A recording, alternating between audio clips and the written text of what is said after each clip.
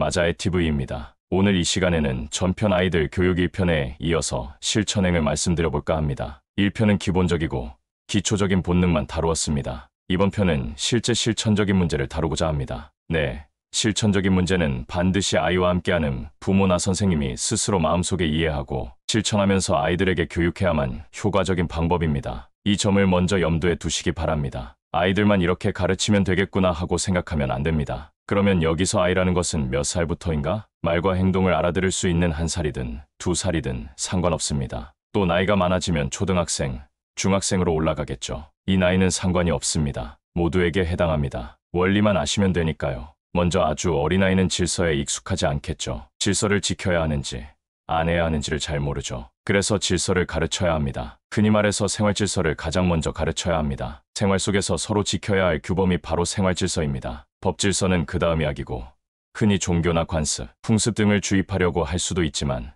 그런 것을 하시면 안 됩니다. 우리 생활에서 특히 주변 가까운 곳에서 서로 주고받고 하는 이 질서를 먼저 교육해야 합니다. 주고받고 서로 같이 놀 때 지켜야 할 규범부터 익히도록 해야 합니다. 이때 익히는 방식은 흥미를 느끼도록 유도하면서 어떤 것을 제시하는 것입니다. 그리고 잘하면 반드시 말과 표정으로 칭찬하고 때로는 보상을 주는 것입니다. 보상은 맛있는 것을 하나 주는 것도 좋고 여러 가지 방법이 있겠죠. 점점 아이 나이가 들면서 가지고 싶어하는 것도 생기지 않겠습니까?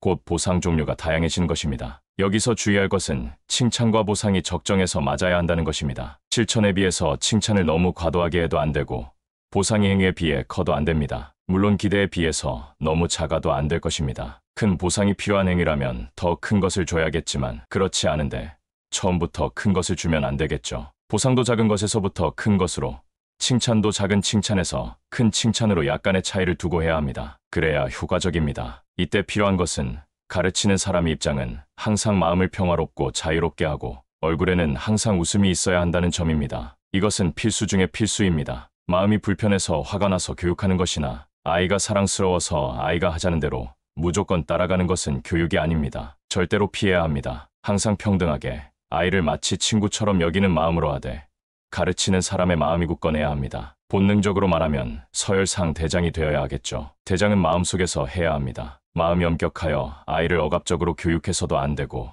아이를 떠받드는 마음으로 교육해서도 안 됩니다. 그것은 교육이 아닙니다. 그렇기에 얼굴은 항상 웃어야 합니다. 이것이 준비되어야 합니다. 그럼 질서교육은 생활 속에서나 혹은 다른 아이와 놀 때에서는 될 일 안 될 일을 가르치며 서로 주고받고 즐겁게 놀 수 있도록 서로 때로는 내가 가진 것을 주기도 하고 바꾸기도 하고 이런 것을 익히도록 하는 것입니다. 아이들은 본능적으로 자신이 가진 것을 주지 않으려는 경향이 있습니다. 그럴 때 나눌 수 있도록 유도하고 나누면 칭찬하고 보상하여 아이가 자연스럽게 나누는 것을 익히도록 합니다. 꼭 아이에게만 주는 것이 아니라 아이가 어른에게도 줄 수 있도록 하는 것입니다. 자신이 가진 것을 일부 나누는 것을 자연스럽게 익히게 해야 합니다. 유대인들은 아이 교육에 이런 내용이 있습니다. 유대인 교육에는 배울 만한 것이 많이 있습니다. 아이 때부터 소유한 10분의 1 정도는 항상 주변에 선물하고 나누는 습관을 들여줍니다. 용돈이 10,000원 생기면 1,000원 정도는 누구에게라도 베풀게 하는 것입니다. 무언가를 사서 베풀 수도 있고 자신이 가진 물건이 많으면 그 일부를 남에게 주도록 습관을 들이게 하는 것입니다. 나중에 어른이 되어서 만약 100억이 있다면 그중 10억은 주변에 필요한 곳에 쓰게끔 하는 것이죠. 어린 시절부터 나눔을 익히면 어디에 쓰는 것이 효과적이고 유용한지 깨닫게 되는 것입니다. 좋다는 나눔도 함부로 쓰면 상대방을 잘못되게 할 수도 있어서 신중하게 사용해야 합니다. 다음 자신의 노력에 따른 이익이 꼭 생긴다는 걸 알고 긍정심이 커지게 해야 합니다. 아이의 올바른 행동에는 보상이 주어지고 그로 인해 아이의 재산은 늘어납니다. 과자가 하나 늘어나면 그것도 재산이 불어나는 것이고 1,000원짜리를 줘도 지폐가 늘어나지 않겠습니까? 아이들은 이를 통해 내가 바른 노력을 하면 좋은 대가가 따른다는 것을 깨닫게 됩니다. 이것은 매우 중요합니다. 이렇게 해야 긍정적인 마음이 커집니다. 아무리 애써도 소용없다고 느끼면 아이는 애쓰지 않게 되고 습관이 되어버리면 어른이 되어도 자기 개발을 위해 노력하지 않게 됩니다. 그리고 어려움을 참고 극복하며 성취하려는 의지를 키우지 못하게 됩니다. 그래서 어릴 때부터 내가 바른 노력을 하면 반드시 보상이 따른다는 것을 알게 습관화시켜야 합니다. 내 노력에 따라 이익이 생기고 남에게 베풀면 좋은 결과가 있다는 것을 익숙하게 만들어야 합니다. 이것이 바로 사회생활에 필요한 화합을 실천하는 기본 요소입니다. 잘하면 잘할수록 이게 점점 확대되겠죠. 처음에는 아주 단순한 것부터 시작해서 이러한 주고받는 교육을 해나가야 합니다. 다음, 아이가 자랄 때는 늘 궁금증을 가지고 질문을 해야 될 것입니다. 이럴 때 진지하게 답변을 하면서 아이가 직접 궁금증을 해소하고 해결하도록 인도를 합니다. 딱 귀찮다고 차단하진 마세요. 스스로 연구하여 궁금증을 풀도록 하세요. 이때 아이가 연구하고 관찰하면 보상을 하세요. 궁금증과 연구 도전은 장차 아이의 큰 밑거름이 됩니다. 어려움에 도전할 수 있는 집념과 용기를 늘 주세요. 위험하다고 안 된다고 무작정 가로막지 마세요. 질서 교육도 중요하고 주고받는 교육도 중요합니다. 도전도 중요합니다. 결국은 뭐냐 하면 아이를 교육하는 목표를 이렇게 설정하세요. 선과 악을 교육하는 데에만 머물러 있으면 위험합니다. 그렇게 교육하면 안 돼요. 저는 안 된다고 봅니다. 선과 악의 교육은 어떤 폐단을 낳느냐 하면 내가 옳다고 생각하면 상대방이 틀렸을 때 저건 악이라고 여기며 미워하고 싫어하는 감정이 일어납니다. 그러면 충돌이 일어나죠. 세상에 나가면 내 생각과 똑같은 사람이 있습니까? 친구도 깊이 이야기하다 보면 다 다릅니다. 그러면 융화가 되겠습니까? 세상에서 생각이 다르고 행동이 다른 사람들과 어떻게 화기애애하게 하나로 힘을 모아갈 수 있겠습니까? 그게 안 되죠. 물론 나와 똑같이 생각하고 행동하는 사람을 찾아서 친구를 만들 수 있지만 그런 사람이 쉽게 있겠습니까? 그럼 하나의 친구도 얻기 어렵게 됩니다. 그러면 실패하게 되겠죠. 너무 힘들어지겠죠. 끌어주는 사람도 없고 인정해주는 사람도 없고 자기 혼자 독불장군이 됩니다. 특별한 능력이 있다면 그나마 괜찮겠지만 그렇지 않으면 생계유지도 힘들어집니다. 그러므로 강력한 선악 위주로 교육하면 안 됩니다. 그것이 종교에 하든 이념에 하든 모두 위험한 것입니다. 그런 교육이 아니라 화합교육을 해야 합니다. 서로가 모두 공존하고 같이 공감하며 너도 좋고 나도 좋고 자유로우며 제3자도 호응할 수 있는 것이 선입니다. 그 반대는 악입니다. 또 나의 말과 행동이 주변에 상처를 주거나 피해를 주면 피해야 합니다. 내 입장이 아무리 옳아도 틀릴 수가 있거든요. 그래서 강압적인 독선으로는 선이라고 할 수가 없습니다. 모든 것은 나도 살고 너도 살고 제3자도 함께 살아가는 것이 온전한 착함이자 선입니다. 선악을 가르칠 때도 조화를 이루고 화합하며 모두가 공존하고 이익을 보는 쪽이 착함이자 선이다라고 가르쳐야 합니다. 그 반대는 오히려 해서는 안 된다고 가르쳐야 합니다. 이것이 바른 윤리교육입니다. 만약에 어떤 종교나 이념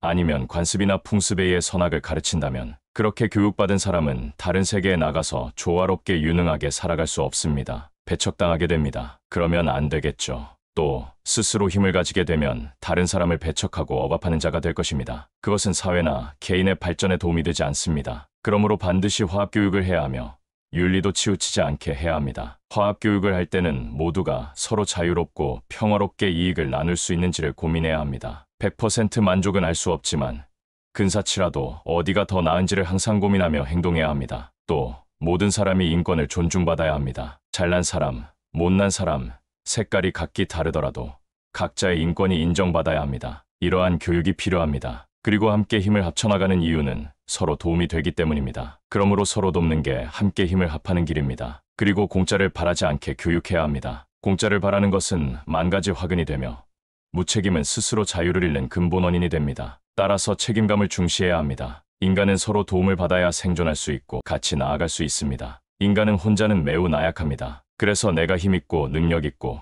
책임을 다하면 주변에 이익을 주는 것입니다. 이것은 매우 중요합니다. 말로든 재물로든 행동으로든 내가 제3자에게 이익이 되어야 합니다. 내가 열심히 연구해서 성과를 냈다면 그 힘을 다른 사람들이 활용할 수 있는 것이 도움을 주는 것입니다. 정치를 잘해서 국민에게 좋은 영향을 주었다면 그것도 베푼 것입니다. 내가 혼자서 헌신적으로 노력하며 책임을 다해 가족이나 이웃에게 이익을 주었다면 그건 역시 베푼 것입니다. 무언가 책임을 다하고 그 힘을 주변에 나누는 이러한 교육이 어릴 때부터 이루어져야 합니다. 나이가 들수록 더 구체화해야 합니다. 아주 어릴 때는 복잡한 것을 가르쳐서는 안 되고 목표 방향을 설정하는 식의 교육이 필요합니다. 그리고 어른이 먼저 열심히 연구하고 배우며 실천해야 한다는 것입니다. 세상은 힘과 힘의 대결입니다. 선악의 대결이 아니라 힘과 힘의 대결입니다. 정치든 경제든 국가든 시대든 대결이 일어나도 결국 힘과 힘의 문제입니다. 강력한 힘은 모든 사람이 호응할 때 나오는 법입니다. 국가의 힘도 독재자가 하나로 힘을 모은 것보다는 국민 전체가 호응하여 모은 힘이 훨씬 강합니다. 그렇지만 때로는 자유로운 국가에서 국민이 각기 움직여서